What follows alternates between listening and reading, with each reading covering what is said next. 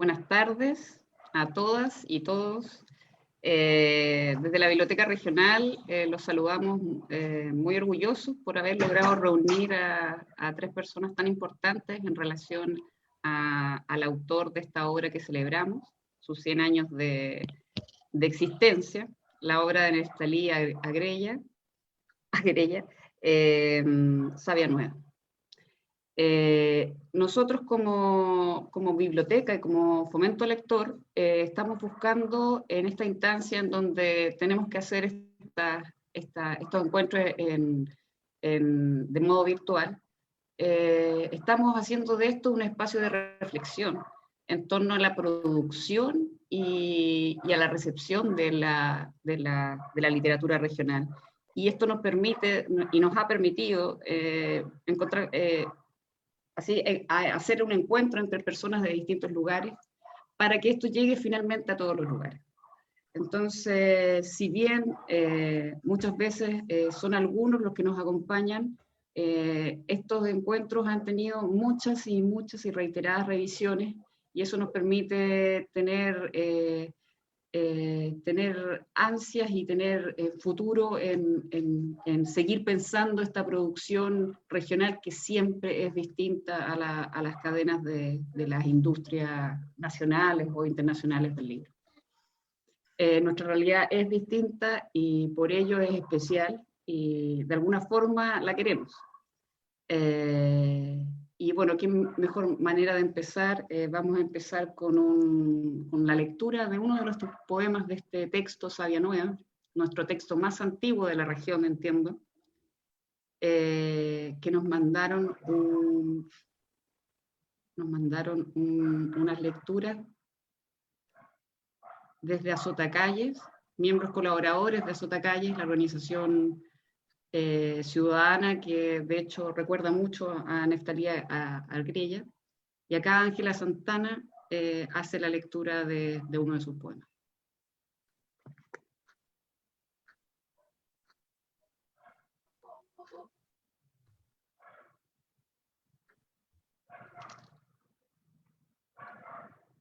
Inicial del brevario.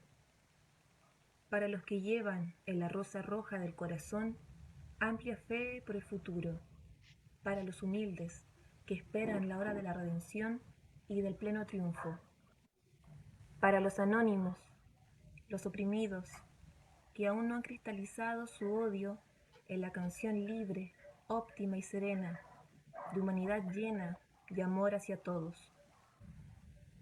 Para ti, mi hermano lejano, el ingenuo, con el que soñaba de renovaciones, con el que fui junto por la poesía, convirtiendo estrellas y ansias en canciones.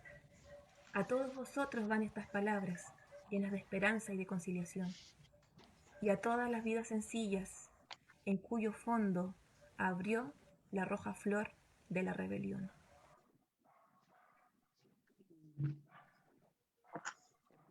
Hermosa lectura de Ángela. Vamos a empezar con don Osvaldo Maya, conocido académico de la Universidad Católica del Norte, miembro correspondiente de la Real Academia de la Lengua en Chile, y quien, bueno, cada una de las personas que están acá tienen una vivencia especial en esta búsqueda de Neftalí Agrella. Así que, don Osvaldo, todo suyo la pantalla para que nos relate, nos cuente la figura de Neftalí y la importancia de él en este territorio. Muchas gracias. Buenas noches a todos ya. Buenas noches. Bienvenidos a un momento de poesía tan bello, porque la verdad es que con Neftalí yo diría que todo el norte está en deuda. Incluso el poema que nos acaba de leer nuestra amiga es, para mí, es el único manifiesto literario que tiene el norte de Chile. Savia Nueva. Es un manifiesto literario valiosísimo. O sea, el que Neftalí haya optado en el año 20 por dirigirse hacia la eternidad a través de calificativos tan simples como hablar de los amplios de fe, de los humildes, de los anónimos, en fin, de toda esa gente en la cual la sociedad parece que a veces no repara, pero que está allí y que es parte de una tradición viva que se mantiene en el tiempo. Yo pienso que este manifiesto de Agrella, de alguna manera, si hubiera que vincularlo con otro, a lo mejor tendríamos que pensar en Huidobro, por ejemplo. Claro. ¿No? ¿Por qué cantáis la rosa, oh poetas? Hacedla florecer en el poema. Agrella quería una poesía vitalista, con un dinamismo muy especial. Es por eso que él no solamente nos va a entregar la poesía métricamente hablando, sino que también nos va a entregar la prosa poética, o la poesía en prosa, como decían también. Es por eso que nos va a entregar, qué sé yo, el cuento, la novela, incluso hizo sus pequeñas incursiones en la cosa teatral también. Entonces, este manifiesto es valiosísimo. Yo incluso pienso que si alguien pudiéramos poner detrás de ese manifiesto, yo colocaría, y aquí hay que hacerle justicia, yo colocaría a José Martí. Lo colocaría a José Martí. José Martí, en el siglo anterior al de Agrella, había expuesto en periódicos norteamericanos una serie de ideas sobre lo que debiera ser la literatura americana. Entonces, él decía, Martí decía, en el prólogo que le hizo él al poema del Niágara de Antonio Pérez Bonalde, Martí dijo: las redenciones han venido siendo teóricas y formales. Es necesario que sean efectivas y esenciales. Ni la originalidad literaria cabe, ni la libertad política subsiste mientras no se asegure la libertad espiritual. Y yo creo que Agrella es un hombre de una libertad espiritual tan grande en su poesía, en su obra, que lamentablemente para nosotros los nortinos, como que se nos desdibujó en un momento. ¿En qué momento cree usted que sucedió eso? Bueno, hay circunstancias tan especiales en la vida de Agrella. Por ejemplo, el caso mío. Yo, para vincularme con Agrella, tendría que partir allá en el 57, cuando él muere. Allí debe haber sido un momento, yo era un niño en ese momento. Yo no recuerdo que en ese tiempo se hablara de Agrella, no tengo ningún recuerdo. Pero sí coincide con algo importante. Yo en ese momento empecé a estudiar las humanidades. Recién está empezando el segundo año de las humanidades en ese tiempo. Entonces, estudié las humanidades, después me decidí, me fui a la universidad. cuando llegué en la universidad, Andrés Abela, que fue mi profesor de literatura chilena, me sugirió que leyera a Grella. Yo recuerdo que me sugirió. Y bueno, yo debo haberle hecho caso, porque en ese momento, ya siendo universitario, yo recuerdo que ya empecé a leer algunas cositas de Grella. O sea, eso debe haber sido, qué sé yo, cuando yo estaba en segundo año en la universidad o tercer año, los años 60, ya estamos hablando ahí, ha transcurrido tiempo, ha transcurrido tiempo. Yo creo que en ese momento, aquí en Antofagasta había un movimiento de personas muy comprometidas con la cosa de Grella, y yo quisiera hacer un pequeño homenaje aquí a esas personas. Por ejemplo, allí una persona que se preocupó en los años 60 y en los 70 especialmente fue Roberto Lener Santander, ¿no es cierto? Él estaba en ese momento era sede de la Universidad de Chile, no era la Universidad de Antofagasta todavía. Allí el viejo Instituto de Literatura Nortina estaba guiado por Roberto. Allí estaba Peralta, famoso Pipo Peralta que le decíamos nosotros. Estaba Ricardo Vera también. Bueno, estaba Messier Alfredo Aranda, estaba allí acompañándonos también. Estuvo Gustavo Rodríguez también allí. Tanta gente que se preocupó. Yo también participé en ese momento, fui funcionario de la sede de la Chile en ese tiempo. Y allí se inicia toda ese sueño de vincular al Instituto de Literatura Nortina aquí de Antofagasta con la familia de Agrella, ¿no es cierto?, con la señora Grandón, su esposa, y ver qué se podía hacer con el legado que se suponía que tenía. Bueno, se hizo todo y se consiguió una enormidad de documentos. Como los tiempos cambian, yo después dejé de ser funcionario de la Chile, tuve que dedicarme a la Norte, y algo hice en ese tiempo y estaba motivado con eso.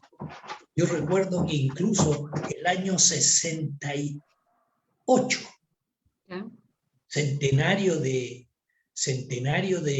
Antofagasta, Andrés publicó una serie de artículos periodísticos donde nos hablaba de los escritores antofagastas, y allí hay uno dedicado a ella. Y allí hay una primera mención precisamente para la obra que hoy nos convoca. Bueno, Sí. allí, Muchas gracias, don Osvaldo, por abrir. claro, hay tanta por abrir cosa los que temas. se puede decir de este personaje, que yo le dejo la palabra a alguien, si hay alguna cosa de la consulta, en fin, veamos. Están apareciendo preguntas y consultas, pero las vamos a dejar para el final. Perfecto, perfecto. Sí, ahora queremos escuchar a don Wilfredo. Don Wilfredo tiene la perspectiva desde el periodismo y desde la investigación autónoma, la relación con Neftalí Agrella. Entonces, queremos escucharlo, don Wilfredo, para que nos relate cómo usted ha vivenciado esta búsqueda, este reencuentro, este ocultamiento de vez en cuando, y esta forma en que esta región ha podido tener a Neftalí. Bien, gracias Carolina.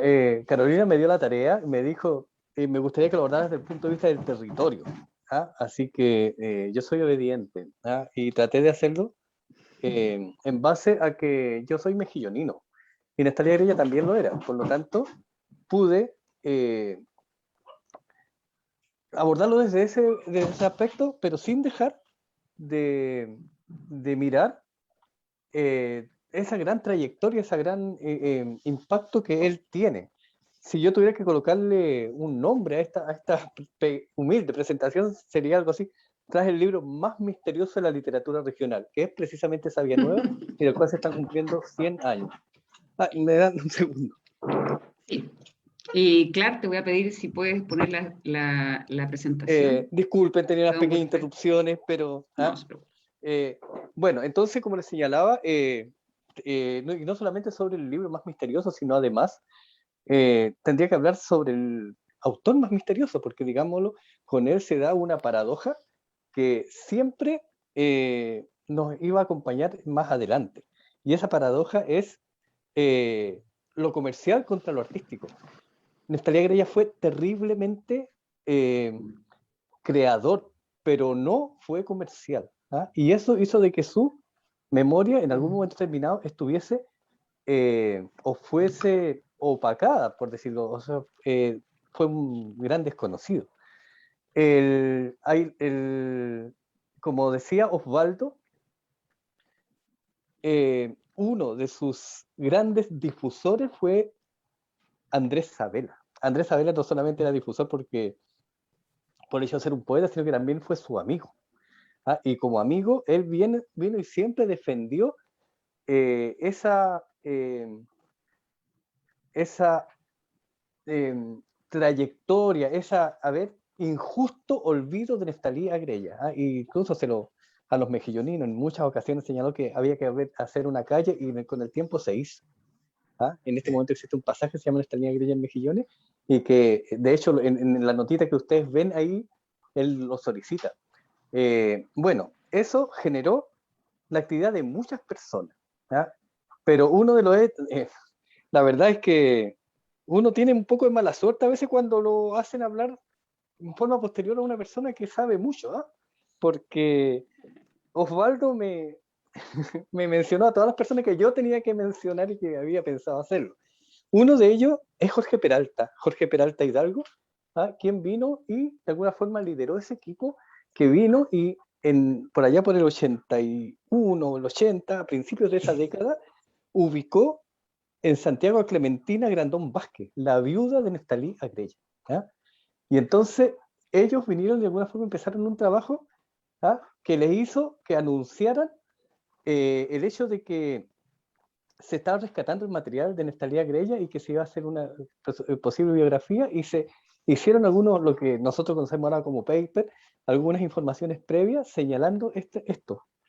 Y aquí, en la nota que se ve ahí de Neftalí Agrella, de Andrés Sabela, que es protagonista directo de este proceso, viene y le reprocha a Jorge Peralta públicamente, o sea, lo aplaude, por supuesto, porque él lo señala, pero le dice tácitamente: dejaste afuera Sabia Roja.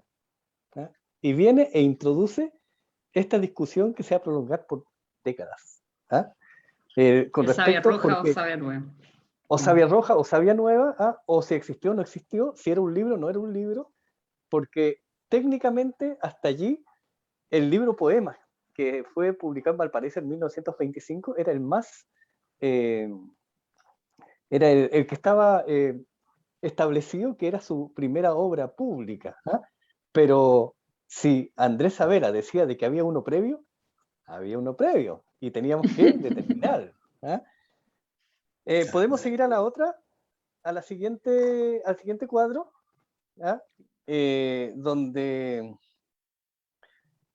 a ver, ahí se anuncia la donación a la Universidad de Antofagasta. Esta donación consistió en 6 cajas plataneras llenas de libros y llenas de objetos, o sea, más que objetos, papeles, manuscritos, y una serie de elementos de trabajo de de Neftalí Agrela, como dice la familia. Entonces, eso se publicó, vean la fecha, en 1982. Por lo tanto, eso queda a recaudo tras una gestión que públicamente habría hecho un equipo liderado por Jorge Peralta. Entonces, tenemos en poder del Instituto de Literatura Nortina una cantidad de material de invaluable valor que acogía el trabajo, la obra de un poeta que supuestamente era espectacular, pero tan espectacular como desconocido. O sea, era la opción que había, porque habían 3 libros, 2 libros conocidos solamente de él y poco conocidos. O sea, publicados más que conocidos. Seguimos un poquito para adelante. Tras esta donación literaria, Jorge Peralta publica el primer libro.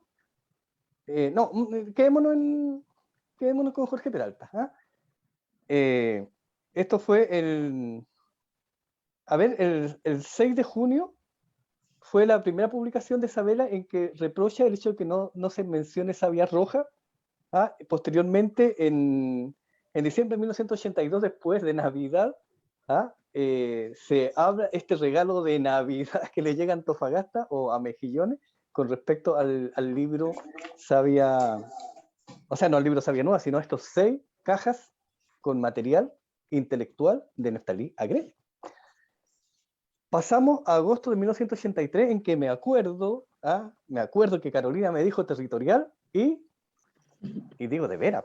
Y entonces ahí podemos, ahora sí pasemos a la próxima nota, en que se empieza ya a contar de 1983 a discutirse, o sea, digamos, los mejillones empieza ya a reclamar a Neftalí como persona importante, porque yo lo debo señalar, yo en 1986, cuando yo era estudiante de liceo en Mejillones, nadie conocía a Neftalí Agrella.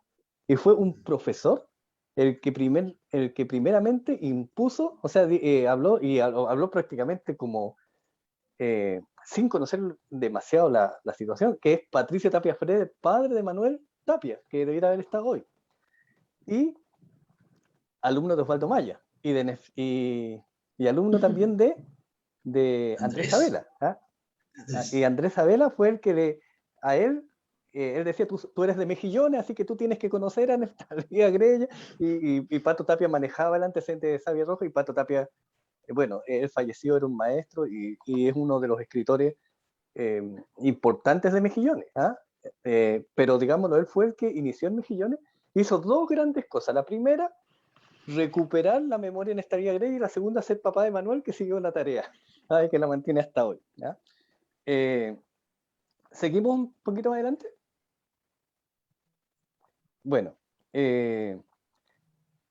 en mayo de 1999 aparece un libro, pasemos a la otra diapositiva, un libro que es escrito por un señor que está aquí, en el panel, don Osvaldo Maya, junto a otro gran amigo, Sergio Gaitán Marambio. Ellos vinieron y tomaron, no sé cómo, pero todo lo que no estaba supuestamente en esas 6 cajas bananeras.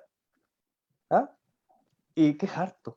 Y hicieron la obra que hasta el momento más maciza y más contundente que se refiere a Neftalí Agrella en cuanto a diversidad. Seguimos continuamos con la otra.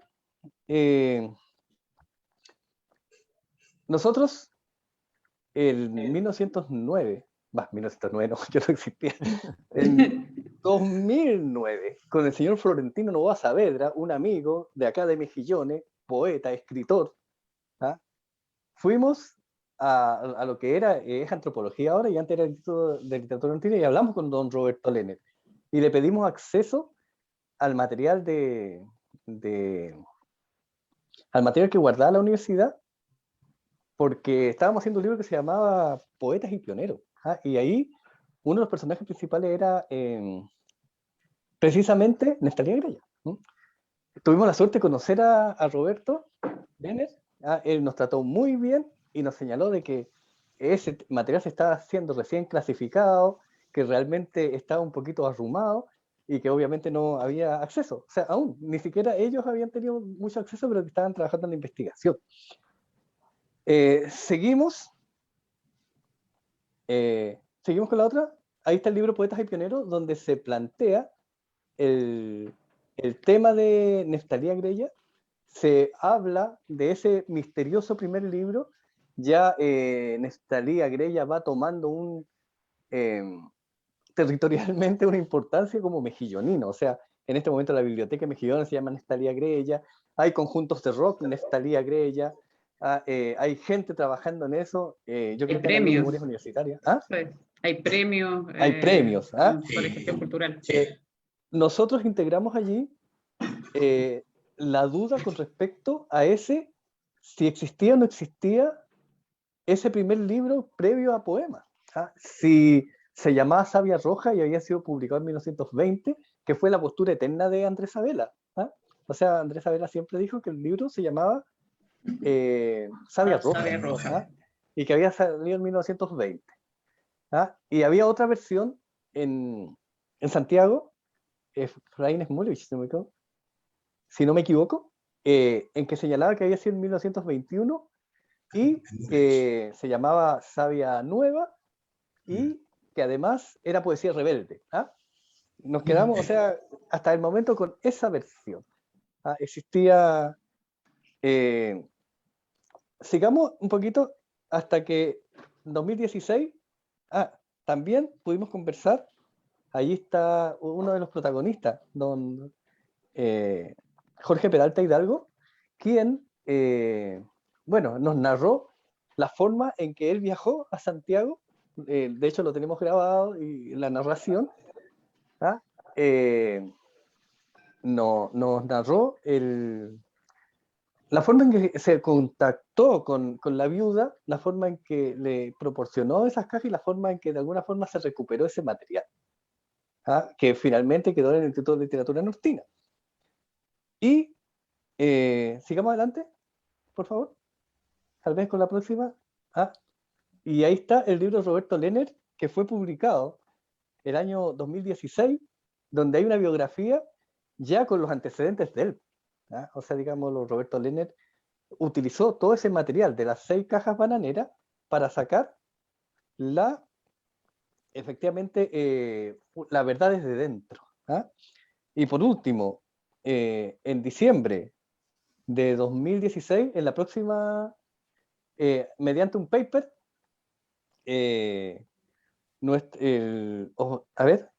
Roberto Lehner anuncia el hallazgo del libro perdido de Neftalí Agrella. En ese señala de que en la caja bananera efectivamente está ese manuscrito.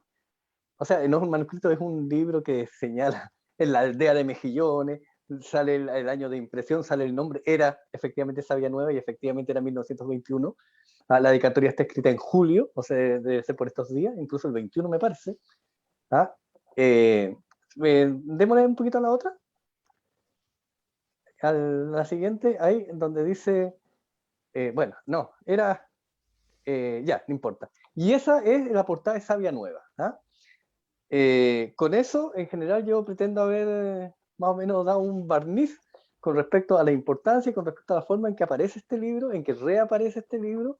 Es un libro que realmente no ha tenido difusión, no se encuentra en Mejillones, y yo creo que no se encuentra en ningún lado.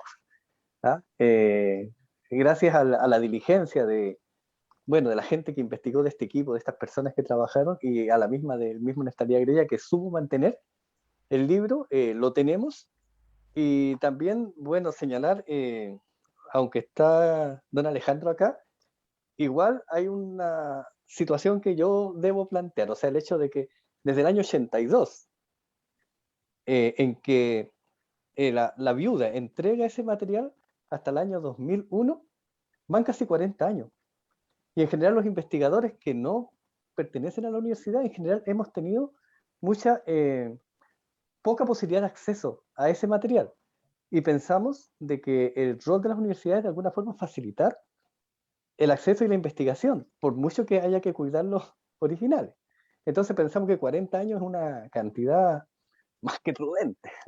Así que creo de que también eso... Porque la ansiedad de investigar, dice usted, don Wilfredo. La ansiedad por investigar. No, el acceso a las fuentes. Porque hay otras cosas que están también en la universidad y que también están, por ejemplo, los archivos de las vicarías, donde están los nacimientos de Antofagasta, y también estamos ante, de alguna forma, dificultades de acceso. Entonces yo creo que es saludable para el trabajo intelectual, por sobre todo en la segunda región, de que los accesos a la fuente no se demoren 40 años. Eso. Bueno, después de esta interpelación, don Alejandro, no me va a quedar nada más que pasarle la voz. Miren, Alejandro es antropólogo de la Universidad de Concepción. Posteriormente tiene estudios en el extranjero. Está a cargo de lo que es el Instituto de Antropología de la Universidad de la UBA. Y la Universidad de Antofagasta, y que en ese entonces albergó el Instituto de Literatura, y quien recibió estos 80 kilos de documentos, y quien conoce de más cerca cómo es la dinámica. Hay un gesto de la universidad del resguardo, pero gestionar el resguardo es todo un tema. Nosotros también trabajamos con archivos, intentamos hacer archivos como biblioteca, y es todo un tema. Entonces ahí queremos escuchar, don Alejandro, cuál es su opinión, cómo lo ve, y por cierto, cuál es la importancia, por qué finalmente la universidad resguardó, así, buscó y recibió este legado. Ya. Bueno, muchas gracias, Carolina. También agradecer a los organizadores de la Biblioteca Regional para tener este encuentro, este conversatorio.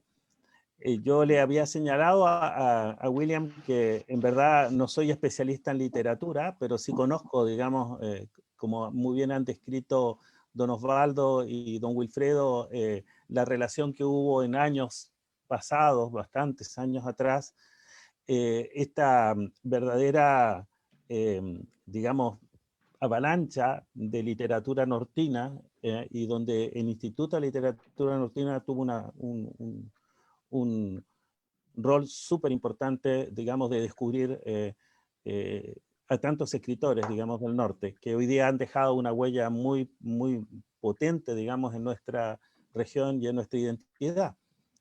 Y allí, digamos, ¿no es cierto?, en estos procesos dinámicos de cambios en las universidades, luego de la fusión de la Universidad de Chile con la ex sede de la Universidad Técnica del Estado, ¿no es cierto?, se generó la nueva universidad regional, ¿no es cierto?, dentro de la política, digamos, de educación superior de esos años, y se generaron estas universidades regionales, entre ellas, bueno, la Universidad de Antofagasta, que es fusión de ellos, siempre se recalca. Ahora cumplimos 40 años, digamos, ¿no es cierto?, de existencia como Universidad de Antofagasta, así que los tiempos pasan, pero súper rápido en ello. Pero queda la historia dentro de las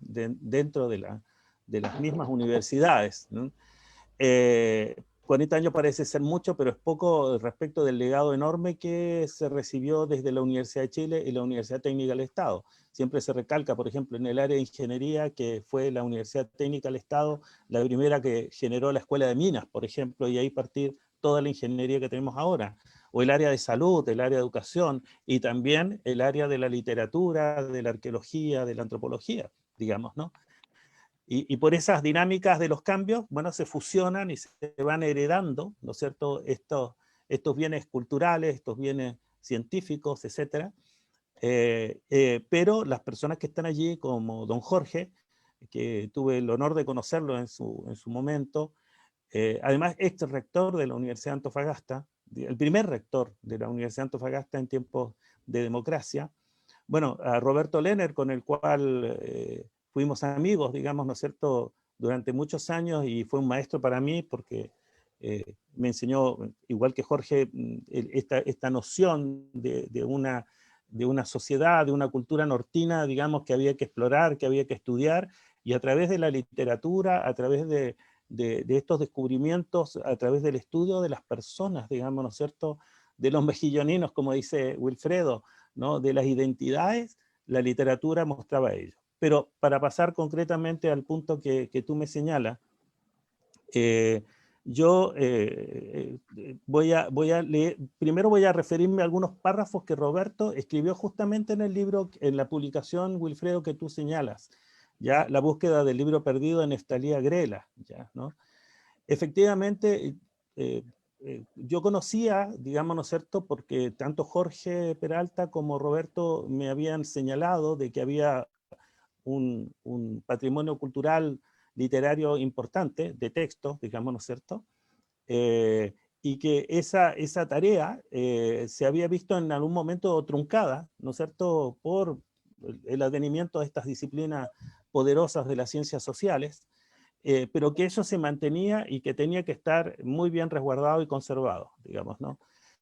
Y cuando hablamos de este tema patrimonial, digamos, es justamente eso, ¿no? Intentar, nosotros en el Instituto de Antropología también heredamos el museo, ¿no? El museo de la ex Universidad de Chile, que ahora está, digamos, con nuevas instalaciones en el Campus Coloso, para conservar allí y mostrar todo el patrimonio arqueológico de las investigaciones arqueológicas que se han hecho. Y entre ellos también está, ¿no es cierto?, los centros documentales. El Fondo de Literatura Agrela, digamos, ¿no? Es así como le denominamos, o le denominaron, digamos, los escritores. Don Osvaldo seguramente recordará ello, digamos, ¿no es cierto?, en su momento. El fondo de don Jorge Peralta, él también donó a la misma biblioteca de la Universidad de Antofagasta y a la biblioteca, digamos, del instituto. Mismo Roberto donó, digamos, su biblioteca, digamos, personal, digamos, a la universidad. Osvaldo Larraín, también un arqueólogo, digamos, importante que trabajó con nosotros, también lo ha hecho. Y ha quedado esa herencia, ¿no?, de la importancia que tienen los libros. Hoy día que está, como comentábamos antes del inicio de esta reunión, Carolina, todo digitalizado, digamos, ¿no? O sea y todos estos libros están en físico, ¿ah? Están en físico. Y es un tremendo problema el conservarlos, ¿no? Porque el material de esos libros, como el que tú mostraste, Wilfredo, digamos, es algo orgánico que desaparece así por el tiempo, simplemente, aunque uno le coloque mucho cuidado, mucha ¿cómo se dice?, tecnologías, ¿no es cierto?, para la conservación del papel, ya pasan a ser obras, digamos, ¿no es cierto?, extraordinarias. Y Roberto, digamos, ¿no es cierto?, en esta publicación que tú señalas, la búsqueda del libro perdido de Neftalí Agrela, es porque la encontró, pues. Efectivamente la encontró dentro de esas cajas de plátano cuando llegaron en un momento, no en ese momento, años después, digamos, ¿no es cierto?, en ese sentido. Yo cuando conversaba con Roberto respecto de Neftalí Agrela y otros escritores que también han dejado su patrimonio allí, me decía de que Neftalí Agrela, aparte de ser una persona desconocida, digamos, respecto de su biografía, por eso él publica después la biografía, y que no había muchas referencias de personas que pudieran ser, como lo usan los antropólogos, ¿no es cierto?, digamos, testigos a los cuales tú puedes sacar información de su personalidad, etcétera, salvo don Andrés Sabela, por ejemplo, que era amigo de él, etcétera. Pero también Agrela era una persona que viajaba, ¿no?, que se movía mucho, que estaba aquí, estaba allá, etcétera. Y lo que me comentaba Roberto, porque también lo vi trabajar de manera muy sistemática para estos efectos, es que hay una cantidad de información ya extraordinaria que de alguna otra forma refleja la personalidad de Agrela, en esas cajas, en esos libros. Recortes de diarios, escritos personales, correcciones de borradores de poemas, artículos publicados por él en diferentes periódicos, etcétera. O sea que esto no se ha terminado, ya hay mucho más de lo que uno podría imaginar. Todo llegó, según en algún momento me comentó Jorge y también Roberto, yo miraba, digamos, cómo se había producido este hecho, y todo era un montón de cosas, digamos, ¿no? Entonces, sí, caótico total, digamos, si había algo que Agrela, no sé si lo hizo o fue las circunstancias que llevaron a que esos materiales no se perdieran, sino que su viuda los tenía guardados, pero de manera muy, muy caótica, muy desordenada, ¿ya? Y es lo que se alcanzó a lo mejor a recortar. Y a través de esos materiales, de esos documentos, de esa fotografía, de esos recortes, él también tenía recortes que le interesaban de otros escritores, de otros periodistas, de otros autores. Y uno dice, ¿por qué se interesó en estos poemas japoneses, digamos? ¿Por qué estaba hurgando en esto otro? ¿Por qué? ¿Cómo era su postura política, digamos, ¿no es cierto?, en ese sentido? ¿Cómo era la protesta? ¿Cuáles eran sus declaraciones? ¿Dónde estaba el poeta romántico, literario, pero también el poeta, digamos, ¿no es cierto?, que hace reclamaciones, digamos, ¿no es cierto?, a lo que hoy día serían los derechos humanos de las personas, etcétera, ¿no? Y también, quizás, incluso, yo diría, esos aspectos profundos de una persona súper introvertida, digamos, en sí mismo, ¿ya?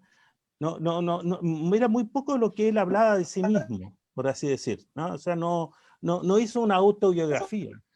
Está la biografía por escribirse todavía. Esto yo creo que fue recién lo que hizo Roberto en publicar esos textos, un inicio de algo, ¿no es cierto?, para la investigación. Entonces, como una reconstrucción, para decirlo de alguna forma. Yo pienso, digamos, que los materiales están allí, han sido ordenados por Roberto hasta donde pudo, porque él escribió estas publicaciones ya al final de su vida, digamos, ¿no es cierto? Y él me dijo, yo tengo que hacer esto, ¿ya? Yo tengo que hacer algo con estos documentos, ¿no? Y logró hacer lo que pudo, digamos, esta publicación en la revista de literatura de la Universidad Católica. Y ahí él desafía y hace, digamos, y dice dos cosas que a lo mejor a los mejilloninos, pero hay que decirlo, no les gusta, pero Agrela no nació en Mejillones. En alguna parte está ese documento, esa afirmación, pero ¿qué importa eso? Si la gente lo quiere como mejillonino, como que no importa dónde nació, ¿ya? Nació a lo mejor en Antofagasta, en otro lugar, pero es mejillonino por toda su biografía que se conoce, su vida allí mismo, digamos, ¿no es cierto? Pero lo otro que sí, este libro perdido, este libro de la savia nueva, antes aparentemente pudo haber habido incluso una savia roja, ¿no? Que en algún momento también pudo haber existido o está perdida, pero savia nueva existe, y Wilfredo nos mostró las portadas, digamos, de ese texto. Es admirable, ¿no es cierto?, la recuperación de este trabajo, como señala, ¿no es cierto?, don Osvaldo, del nivel, ¿no es cierto?, intelectual y aporte a la literatura chilena y obviamente del norte de Chile de Neftalí Agrela. Yo solamente quería leer dos cosas, digamos, ¿no es cierto?, que Roberto escribe en su publicación. Por ejemplo, la personalidad, ¿ya? Y dice Roberto, respecto a Agrela, su vida más bien reservada era un misterio, ya que muy pocos la conocían y pasó por ella, como él mismo dice, como el soplo de la ráfaga errante. Se ¿no? Escribe eso. Y dice, su esposa, Clementina Grandón Vázquez, con quien se casó en 1929, recuerda, no traía amigos a la casa, quizás por su carácter tan especial, tan individualista y reservado. Discrepaba con sus compañeros de trabajo con frecuencia, ya un testimonio de la esposa, digamos, ¿no?, de la viuda de Agrela. Cosas así son como pinceladas, ¿no es cierto?, que nos dan una pista de cómo era su personalidad. Hay muy pocas fotografías de él incluso, por ejemplo, ¿ya? Después, si me permiten un segundo, solamente voy a... ¿Sí? Porque ustedes seguramente conocen el artículo, pero que quería yo señalarles por qué aparece, por qué Roberto, digamos, de alguna otra forma muestra esto. Y dice, dentro del Fondo Literario Agrela se ha encontrado un ejemplar del libro perdido de Neftalí Agrela. tantas veces mencionado, tan buscado y nunca encontrado. Dicho libro se acerca casi a un mito por la repetición de lo que se ha dicho antes por otros comentaristas, poetas o amigos del desaparecido autor.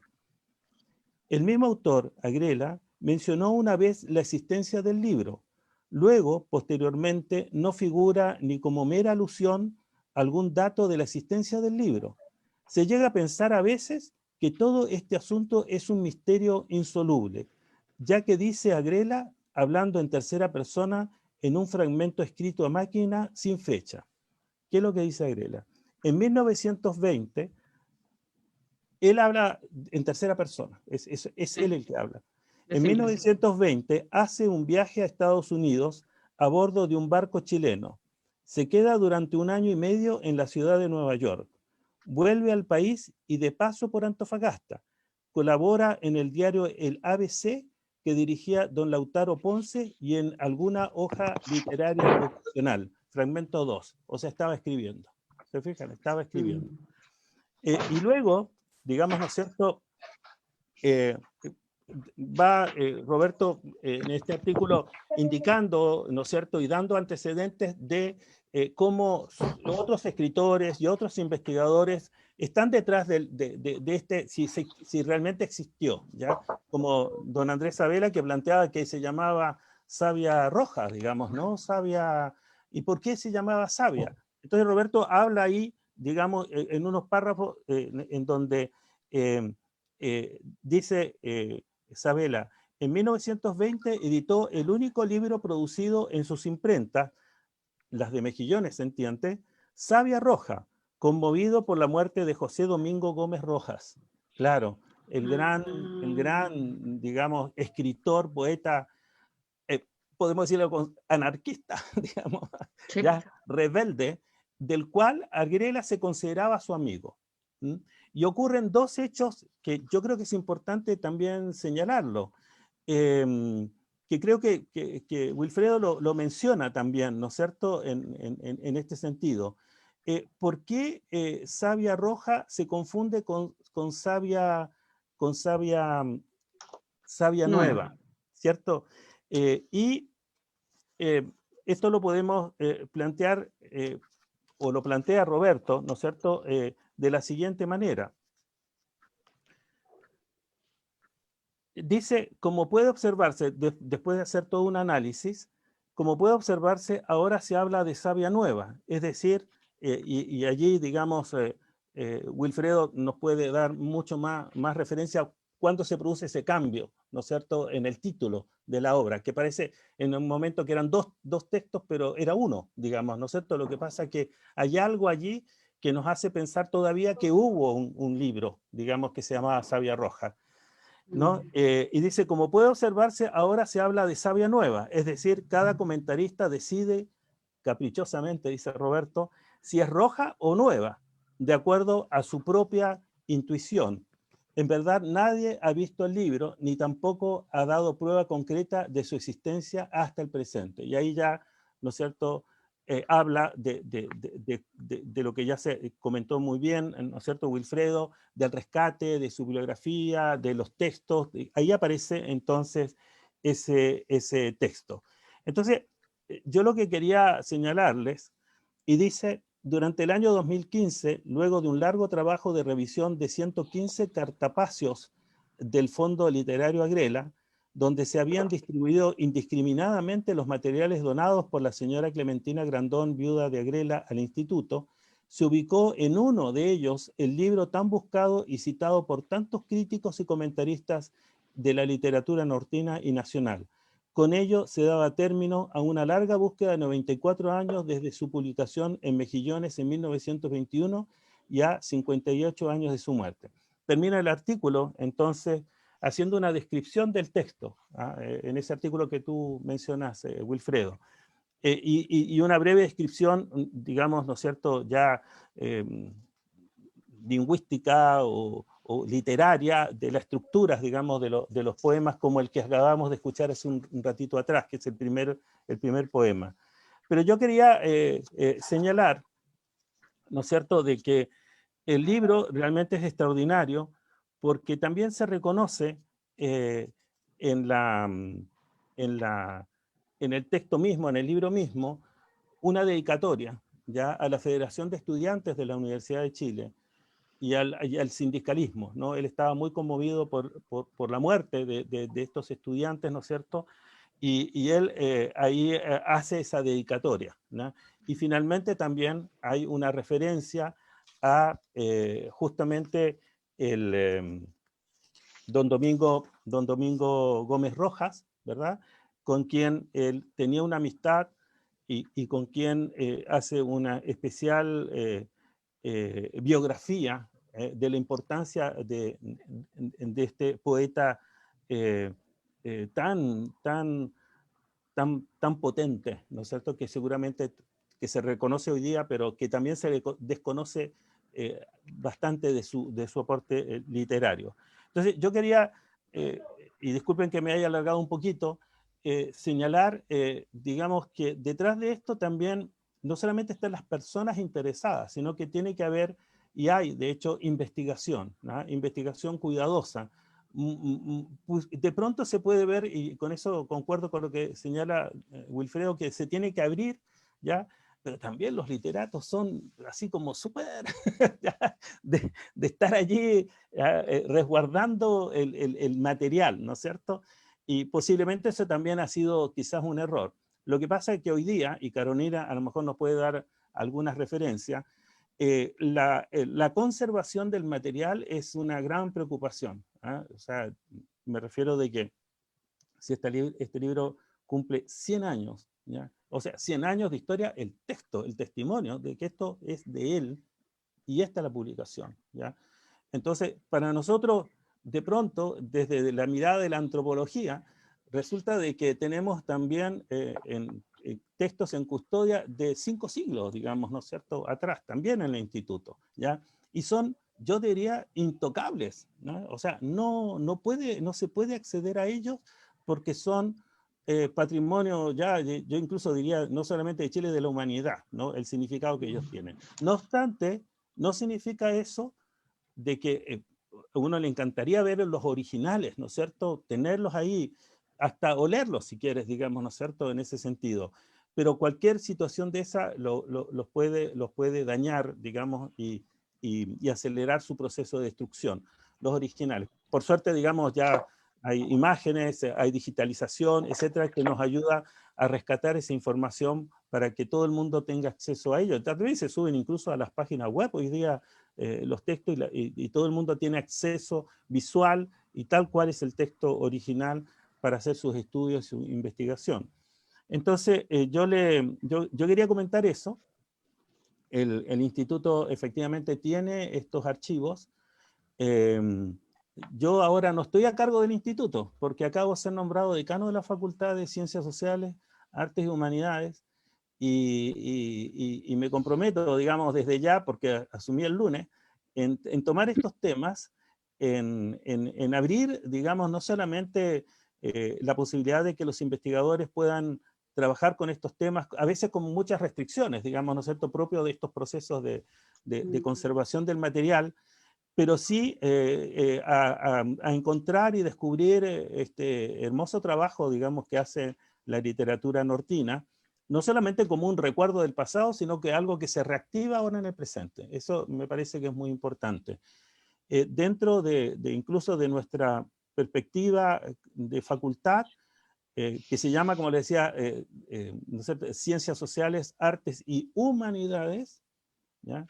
Humanidades, ese concepto de humanidades, ¿no es cierto?, es fundacional de Roberto. Roberto Lerner siempre pensó de que no podía una universidad solamente dejarse estar en el trabajo que es muy importante, ¿no es cierto?, de las ciencias, de la investigación, de las ciencias básicas, de la ingeniería, de la salud, etcétera, sino que además, ¿no es cierto?, las ciencias sociales, la cultura, ¿no es cierto?, y las humanidades, como algo importante y potente. Así que yo les puedo decir de que estamos preocupados en ello, digamos, de trabajar, les agradezco mucho que me den la oportunidad de poder expresar esta mirada, estos recuerdos. ¿cierto? Recuerdos de Roberto, ¿no? De sus aportes, y bueno, todo mi apoyo en lo que les pueda ser útil para continuar con esta obra después de 100 años, digamos. Parece tan lejano, pero está presente absolutamente, y esto es algo que realmente reconforta muchísimo, ¿no es cierto?, que se recupere ello. Don Osvaldo, cuando compara, ¿no es cierto?, Martín. digamos, sí, a José Martí, ya me dejó usted, ¿para qué le digo, don Osvaldo? ¿No? Me dejó ahí. Tiene razón, si eso es lo más terrible. Entonces, pero sí, puede ser. ¿Por qué no? ¿Por qué no? Sí, se puede demostrar y se puede seguir investigando, Sí. claro que sí. Así que bueno, muchísimas gracias. ¿Ya? Muchas gracias, don Alejandro. Gracias. Antes de ver qué nos ha dicho el público, qué nos ha preguntado o qué nos ha comentado, quisiera darle espacio a 2 lecturas más de colaboradores de Azotacalle, que Azotacalle es un muy buen reflejo de cómo se hace vigente. Yo hablaba como de cierta antropología y le sacan como el polvito y lo sacan de afuera. Y hay todo un trabajo de recuperación y de apropiación, ya que de hecho hacen música contemporánea con sus poemas, etc. Entonces vamos a escuchar ahora a 2 de los colaboradores que hacen lectura de estos poemas, colaboradores de Azotacalle, a Miguel Mardones y a André Peñaliño. Y de ahí vamos a ver qué nos dijo el público. La próxima humanidad.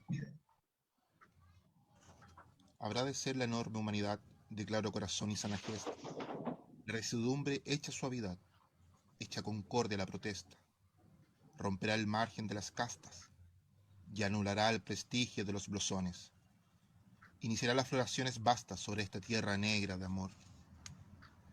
Se enlazarán así las inconcretas ansias de alguna humanidad perdida, a la esperanza de los poetas, hijos de una deidad desconocida.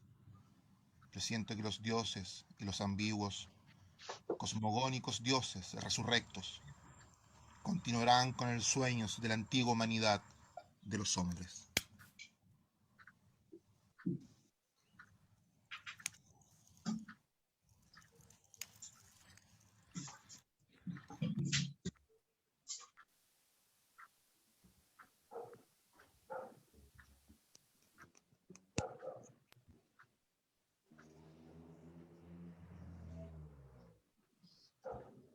Esa fue la lectura de Miguel Mardones.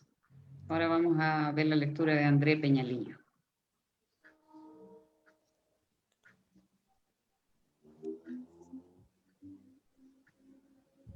Soy Andrés Peñaliño, teatrista y gestor cultural de Mejillones. Hoy voy a leer un poema de Neftalí Grellas llamado Ideal, del poemario Savia Nueva, que hoy cumple 100 años. Cuando vivía yo una parte de mi silente vida dentro de la monotonía multicolor de una ciudad, algunas gentes me aconsejaban: deje la poesía, decíanme, la poesía no da para vivir, y así por el estilo. En los días de duda, la voz de esas gentes pagadas me parecía voz de la razón, pero otras veces les oía como se oye graznar un ganso en una noche de luna. Vosotras, buenas gentes, que un caparazón testáceo lleváis puesto sobre su sentido, no tratéis de obstruir la senda de emoción de los que de luz llenos de amor han nacido. No eclipséis el cristal de ideal y de ensueño, si en la vida triunfáis y construisteis sobre la ruina y la sebacia hacia el débil y al pobre un castillo de barro de cual os gritáis sueño. No sé qué más queréis. ¿Acaso os incomodo porque soy así, libre, sin trabas ni rutina? Creo que no deberíais, buena gente, agitaros. Prefiero la luz intangible y no el lodo, antes que el grajo o el cuervo quiere ser golondrina. Por vuestra vida absurda no doy mis sueños claros. Neftalí Agrellas, Mejillones, 1919.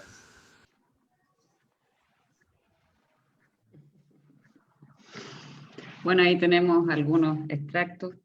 Hay preguntas del público sobre el acceso a los textos a Grela. Eso es algo que, de hecho, lo que han ido mostrando los participantes es lo que tenemos, con lo que contamos, con estas informaciones. Sabia Nueva está digitalizado, no está subido a ninguna plataforma que sepamos que sea educacional. En ese sentido, tarde o temprano tenemos que llegar a Memoria Chilena, que es la plataforma pública que se ha hecho más amigable para la investigación de todas las personas, que es un proyecto del servicio, de lo que antes era la DIVAM y ahora el Servicio Nacional del Patrimonio Cultural. En Memoria Chilena se encuentran ciertos elementos, de hecho, si no me equivoco, de Lerner, se encuentran ciertos artículos. Pero de hecho hay comentarios muy bonitos sobre, por ejemplo, bueno, la Escuela Literaria Sotacalle envía su presencia, no solo a través de los videos, sino a través de los comentarios. Aguante la poesía de Neftalí. Algunas miembros de nuestra red de Club de Lectura hablan sobre la hermosa lectura que tuvo Ángela en un inicio. Hay saludos desde Nueva York al territorio Mejillones y al Círculo Literario Manuel Durán. Mejillones presente en estos 100 años de Sabia Nueva, esté donde esté, parecer. Camilo Araya habla sobre Neftalí como poeta, ensayista, traductor, cuentista, editor, parte de la vanguardia porteña de los años 20, difusor del jazz junto a Pablo Garrido, introductor del haiku en Chile y promotor de las señeras revistas Siembra, Antena, Ñigualtún, entre tantas otras. Queda muchísimo por conocer sobre su obra, la invitación es seguir leyendo y reeditando, estudiando y divulgando su obra. Que los 100 años de Sabia Nueva abran el camino. Delia Stay manda saludos desde el Club de Lectura Luis Moreno Pozo. Anita Olivares, gran trabajo de rescate del legado de Arguela desde el 82, cuando se donaron sus escritos para que no se olvide. Debiesen ser público y de fácil acceso. Felicitaciones, don Wilfredo, por esta puesta en valor y la Biblioteca Regional por dar espacio a la visibilización. Emilio Ser, hola, yo gané un premio latinoamericano al Ministerio de Hungría y la Universidad de Budapest sobre el estudio de Zsigmond Remengyik, escritor húngaro, amigo de Neftalí Agrela. Fueron muy cercanos, pero acá en Valparaíso no llega información de Agrela y no se puede tener online. Es decir, se siguen encontrando cabos sueltos, y es muy bonito.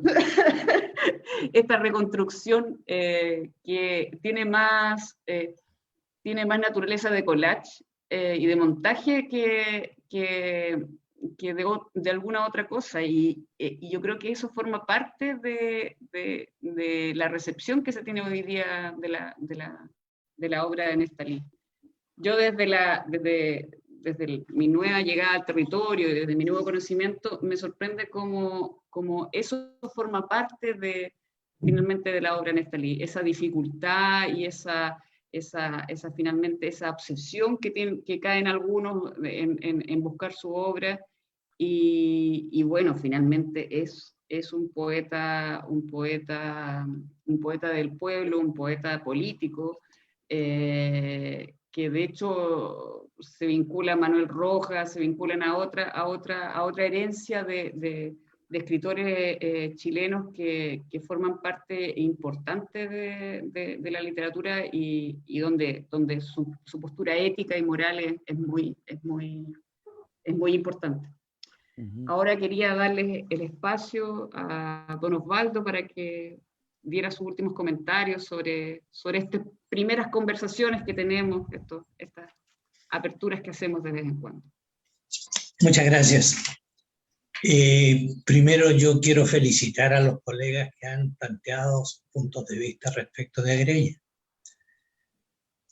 Wilfredo realmente lo conozco tanto tiempo y ha hecho una labor silenciosa de un valor increíble. Y ya que estamos hablando de Savia Nueva, yo creo que hay un pequeño detalle de Savia Nueva que quizás podríamos graficarlo. Yo aquí en mi mano tengo un artículo de Andrés de las Crónicas del Centenario del 11 de septiembre del año 1968. Wow. Ya. En ese momento yo estaba en la norte. Y recuerdo que me llamó la atención este artículo. El poeta de Mejillones se llama. Y aquí hay una primera mención para el libro que hoy día estamos celebrando. Pero aquí aparece, así como Smulovich habló de savia viva, no sé, una cosa así le puso, Andrés aquí habla de savia roja. ¿Mm? A mí me llamó la atención en ese momento esta cosa y conversé con Andrés. Y yo le dije que no tenía idea de ese primer libro que señala él allí. Y Andrés me señaló lo siguiente, esta es una anécdota. Me dijo, después de haber conversado, me dijo, guárdala como un dato nomás. Me dice, yo tuve ese libro, me dice. Era un fascículo que a lo mejor no tenía ni siquiera 20 páginas, me dijo. Y como era tan pequeño, alguien que llegó a la casa lo pescó y se lo llevó. Entonces me dijo, yo tuve el ejemplar y para los efectos de esta crónica me dijo que él la había hecho de memoria. Entonces allí empezó a hablarse de savia roja, el 68.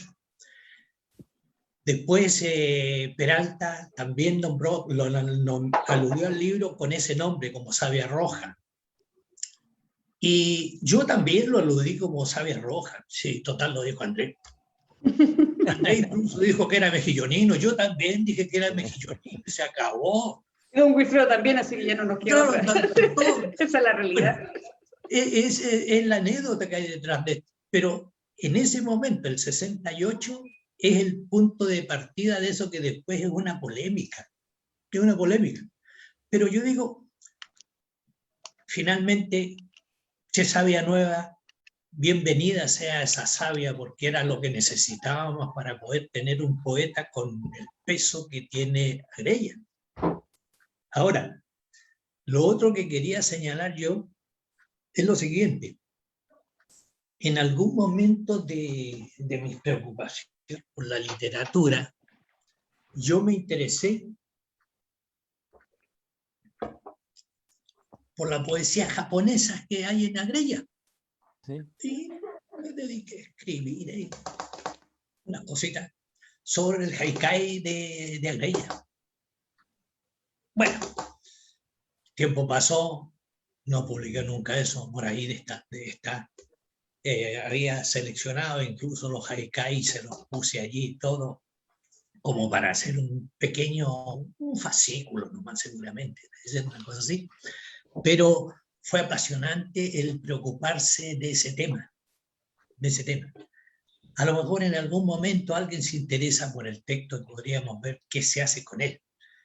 Pero yo creo que cuando se habla de Agrella, los haikai de Agrella gustaron en su tiempo, a Andrés le gustaban todos los haikai de Andrés, igual que los poemas, los guaches, o poemas en prosa que tiene, le gustaba y hablaba maravillas de todas esas cosas. A mí también me gustaban. Y cuando me dediqué a escribirlo, me llevé incluso la gran sorpresa de saber que Nicolás Ferraro ¿no? El hombre de aquí de Pampunión, de ahí, el hombre también hizo haikai en ese tiempo, era un niño y también escribió. Y siguiendo el modelo de que el maestro había propuesto ahí en el ABC. Entonces también tiene sus cositas allí. Ahora, claro, el haikai japonés con su clásica fórmula del 7-5-7, o sea, primer verso 7 sílabas, segundo verso 5 sílabas y tercer verso 7 sílabas. Bueno, nos llega a todas las formas básicas de la poesía japonesa. Entonces, es apasionante el tema. Ese tema es apasionante. Pero en Chile hay varios cultores también del haikai, y yo creo que muchos de ellos, a lo mejor, siguieron parte de lo que Agrella hacía de una manera tan natural, el traducir esa poesía y ofrecerla aquí en el ABC, el escribir el mismo, tanta cosa bonita, que yo digo, si hubiésemos tenido una crítica literaria más docta en ese entonces, estamos hablando de los años 20 adelante, ¿no es cierto? Entonces, yo creo que si hubiésemos tenido una crítica así de peso, a lo mejor habríamos tenido a un personaje en un sitial totalmente distinto del que le dio la historia literaria chilena y nortina a este hombre que es Nicolás Agrella, o sea, Neftalí Agrella. Yo creo que allí no quedamos en deuda, y yo sigo en deuda. Usted lo primero que tiene que hacer es buscar su artículo. Vaya recuperándolo, después vemos cómo lo difundimos. Gracias de todas maneras, oye, gracias. Muchas gracias. Ha sido un momento agradabilísimo para mí. Muchas gracias. Don Wilfredo, si quiere decir algo. Naturalmente, tengo varias cosillas que decir, voy a tratar de hacerlo de la forma más rápida que se pueda. Don Alejandro Augusto, felicitaciones por ese nombramiento, es justo, y es importante que gente que ama de esta forma la literatura y la antropología esté cerca y que sea amigo nuestro. Espero que seamos amigos todavía después de haber dicho todas esas cosas. No. Así que, naturalmente, yo también quiero señalar, agradecerle, porque él en algún momento pedimos y nos ha apoyado totalmente en nuestra investigación, y de hecho llegó hasta mi casa y nos trajo esta biografía en Neftalí Agrella, escrito por Roberto Lerner, que yo atesoro. Se valora y se agradece. También debo decirle de que con respecto a Agrella, nació en Antofagasta, sin ninguna discusión. Tengo certificado de nacimiento. Lo asumo. Es un acto de traición a Mejillones, pero tengo certificado de nacimiento que es de Antofagasta, así que tengo que ser objetivo. También con respecto a las cosas que señaló, lamentablemente no me acuerdo de memoria del autor, pero hay una nota, una columna, un diario de Valparaíso, no sé, de Santiago, en que describen un poquito la personalidad de Agrella, y se llama Librerías.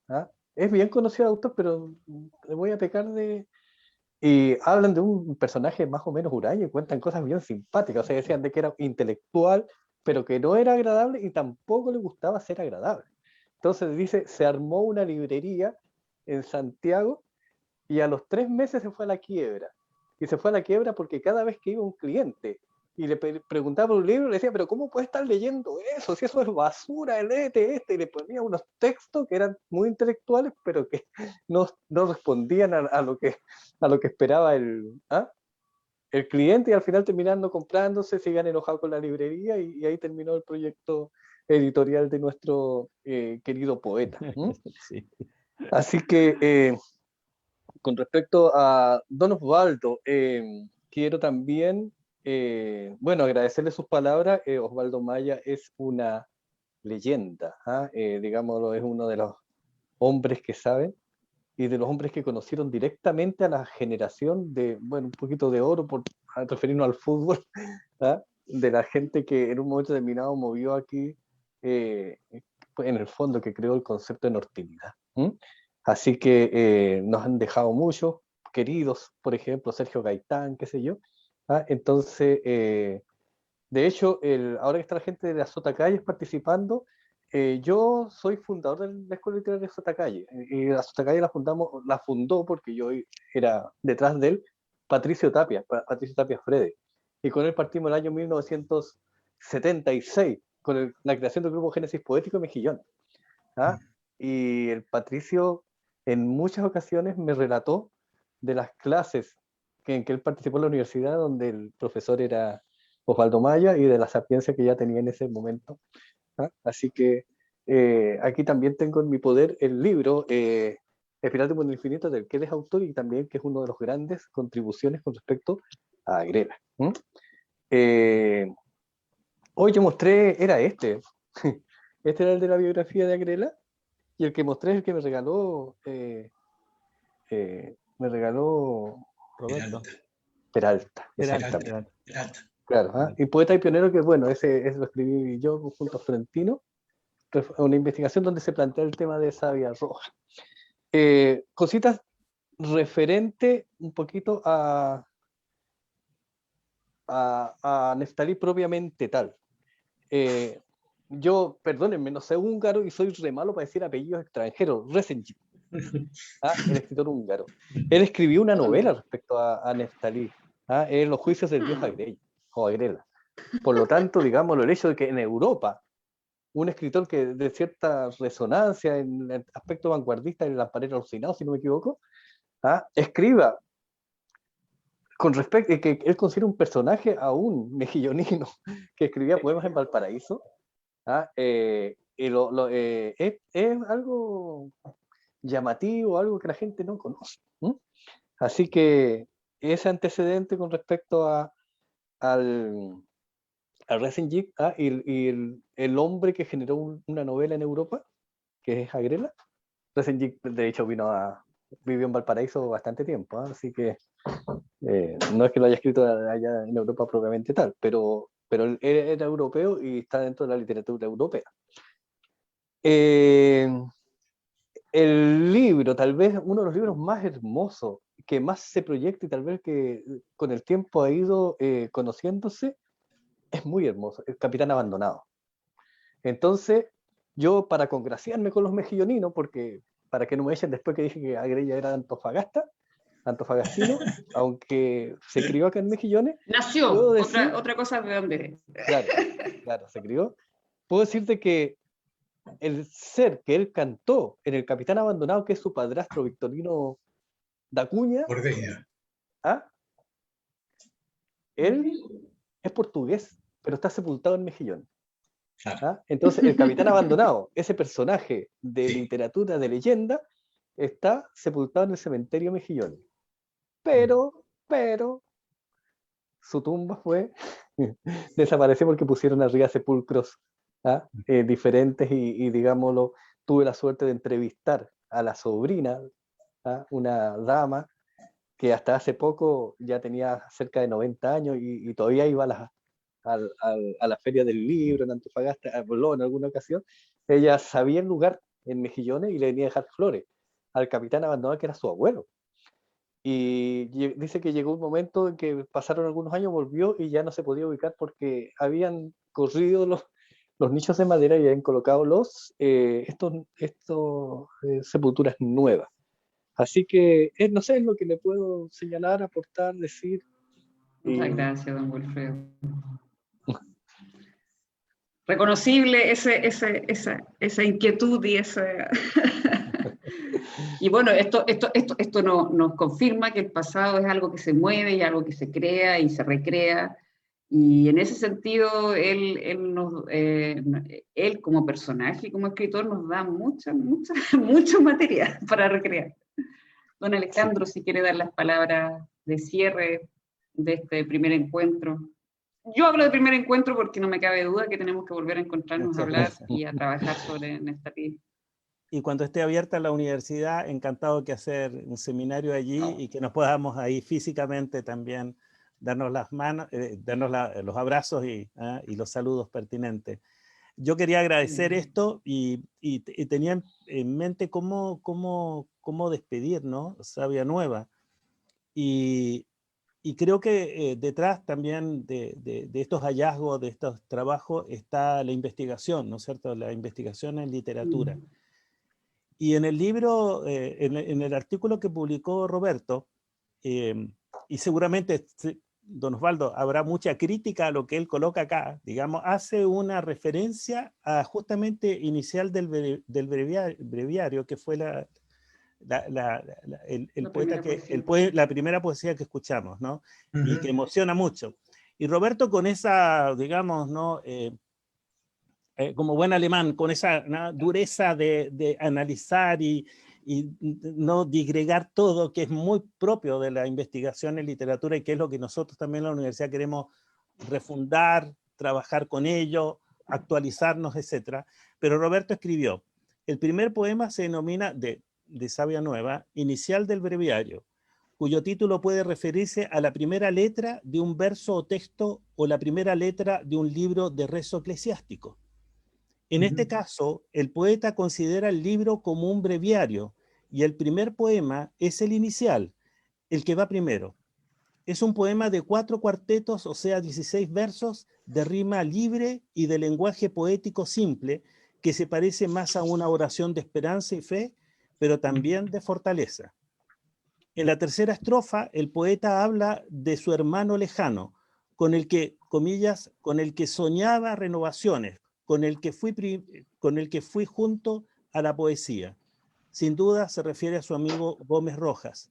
Maneja imágenes cromáticas parecidas como, comillas, la rosa roja del corazón, en el primer verso de la primera estrofa, la roja flor de rebelión, en el último verso de la última estrofa. Ese es un breve análisis que hace, digamos, de ese poema. Y para terminar, porque también recordar Sabia Nueva, creo que está reflejado en un poema que no se presentó ahora, pero lo podemos leer, digamos, ¿no es cierto?, que se denomina El amplio sendero, con una dedicatoria a Blanca Pasionaria. ¿Ya? No les voy a decir quién es porque para que lo busquen, Blanca Pasionaria, ¿no? Vamos a encontrar 3 realidades distintas. La otra mirada, digamos, de Agrela. Son 5 estrofas cuartetos con rima. Fechado marzo de 1921. Es un poema que depara optimismo, con una clara apelación a las juventudes que despiertan y que sembrarán una nueva simiente. En la tercera estrofa, tercer verso, destaca en letra mayúscula la frase Sabia Nueva, astros nuevos y siembra futura. O sea, son mensajes, digamos, que nos llegan hasta ahora, lo que estamos viviendo, ¿no es cierto? Estos procesos, estos cambios, ¿no es cierto? O sea, no son cosas viejas, son vivencias que pasan el tiempo, ¿no?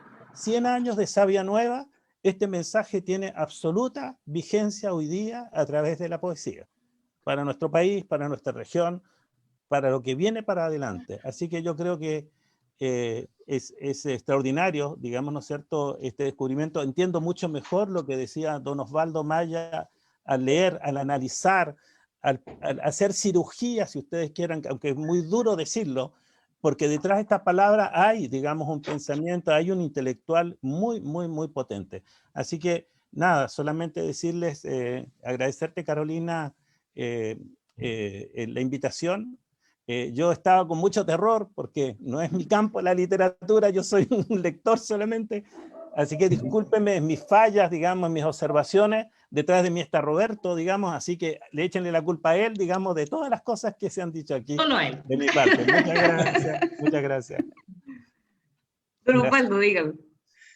No, yo quiero agradecerle este momento, ha sido muy grato para mí. Pero yo quisiera en esta oportunidad despedirme de Agrella con uno de sus famosos guachis, ¿eh? Que Se lo voy a leer porque me gusta mucho. Es el número 24, ¿eh? Y dice: mis poemas son breves. No veo muy bien, ¿eh? La letra me engaña un poco. Tómese su tiempo. A ver, mis poemas son breves, simples, no alcanzo a leer, la letra es muy chica de este libro. La forma que se dice con el hálito. No, ahí arriba. A síntesis de emoción mesurada. Dice: mis poemas son breves, síntesis de emoción mesurada, concreción de ensueños. La forma que se dice con el hálito retenido de una ansia. Pasado y porvenir, hechos idea, música en sordina, mar, nube, campo amarillo, amarillez de otoño en la mirada, mis poemas, de mis poemas, en la mirada, 2 puntos. Mis poemas, y termina diciendo que sus poemas son una espiral de humo en lo infinito. Sí. Ese era el concepto de poesía suya, por eso que es tan moderno, es tan nuevo. Tan nuevo. Yo creo que es la mejor definición de poesía que veo yo en toda la obra de Agrella. Esa que está allí, por eso que al texto en el que trabajé con Gaitán, con Sergio, cuando me dijo: oye, pero no tenemos título para el libro, le dije: no, si el título está, si es de Agrella, le dije yo, si lo vamos a poner el título de él. Entonces, claro, esa es su poesía, espiral de humo en lo infinito. Y yo creo que con eso le rindo un homenaje también al hombre que motivó todo esto, Roberto Lehner, mi compadre. Éramos compadres en vida de Roberto, lo fuimos hasta el último día. Y yo creo que está presente con sí, por supuesto. Peralta también, con Tapia. Están presentes de alguna forma, están todos presentes. Andrés Sabela. La gente. Bueno, Sabela, ¿para qué decir? Incluso en Iquique deben estar reclamando porque no hemos nombrado aquí a Guillermo Rosmarra y Laiquín. Exactamente. Sí. Claro, tenemos que acordarnos. Un gran agreliano, con muchas publicaciones sobre Agrela, y todas en relación con el Haicay, curiosamente. Hay varias en relación con don Osvaldo, ya le dijimos, tiene que empezar a buscar su artículo. Ahí vamos a ver cómo lo resolvemos. Voy a buscárselo. Ya, muchas gracias, don Alejandro, don Osvaldo y don Wilfredo. Gracias a todos. Gracias a todos. A Sotacalles también, a quienes nos leyeron. Sí, por supuesto. Muchísimas gracias. Muchas gracias a todos y bueno, nosotros somos como biblioteca un espacio público, un espacio de conversación. Las cosas las hacemos nosotros, pero también las hacen los demás. Así que quien esté inquieto por la obra de Neftalí, moléstennos hasta lograr exponerlo, porque para eso estamos. Exacto, para servir. Eso. Gracias. Muy bien. Gracias. Gracias por todo. Nos despedimos. Muchas gracias a quienes nos escucharon. Adiós a todos. Adiós, Osvaldo. Gracias por todo. Adiós, Wilfredo. Nos estamos viendo. Gracias, Carolina. Adiós. Adiós. Estar con ustedes. Adiós.